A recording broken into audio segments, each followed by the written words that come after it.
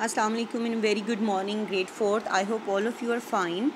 Okay, yesterday we did words meaning and word sentences, and now today take out your book OBC, page 13.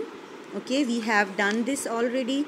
All of you have done this, so I'll just I'll not do it today because we have done already. I'll just say that you have to repeat it by yourself. Okay, you have written the question answers and the options. Next page, you have done this work as well, page 14. Next, the use of surprise with and surprise at, surprise by. Okay, we have done this. You have to repeat by yourself, okay, at home. Next, okay, the grammar work on page 16. We have here the use of so and because. Okay, we have done this, but I shortly explain you again that look at this statement.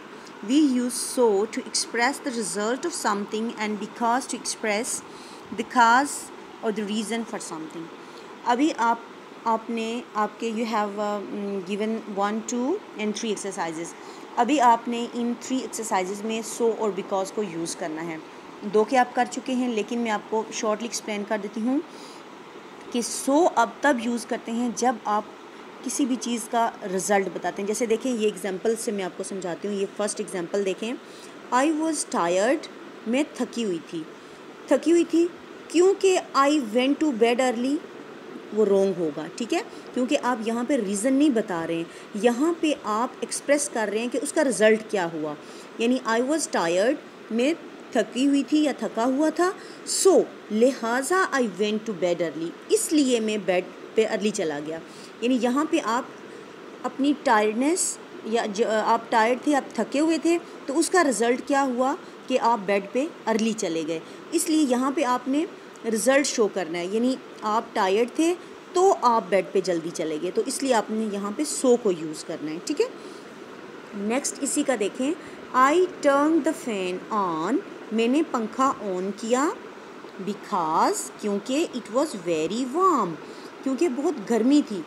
तो यहाँ पे आपने ये नहीं करना कि I turn the fan on so it was very hot, क्योंकि यहाँ पे आप रीज़न बता रहे हैं कि आपने पंखा क्यों ऑन किया. आपने पंखा इसलिए ऑन किया because the weather was very hot, ठीक है, the outside the weather was very hot, so you switch on the fan, ठीक है. तो आप जब कोई रीज़न बताते हैं, जब आप कोई वजह बताना चाहते हैं, एक्सप्रेस करते हैं किसी भी काज को, तो आप बिकॉज यूज़ करते हैं. और जब आप कोई रिज़ल्ट, यानी ये कंडीशन है, उसका रिज़ल्ट क्या हुआ, तो वहाँ पे आपने सो यूज़ करना है, ठीक है. ये आपका किया हुआ है, जस्ट आपने इन 3 एक्सरसाइजेस को रिपीट करना है, ठीक है. और ये ग्रामर के पार्ट में आता है आपका. ये it's very important from your paper point of view.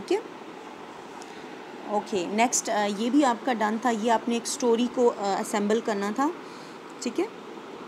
ये भी आप सब ने किया हुआ है, क्योंकि आप जितने भी बच्चे थे सब जो हमने फर्स्ट वीक में काम किया था, ये सारा हमारा डन था. Okay, page 17. नेक्स्ट ये तो आपकी ओरल एक्सरसाइजेज हैं. ओके, कल इंशाल्लाह फिर हम अपना जो है वो ना सेकंड चैप्टर स्टार्ट करेंगे, ठीक है. आई होप आपने बस इन्हीं चीज़ों को रिपीट करना है, ठीक है.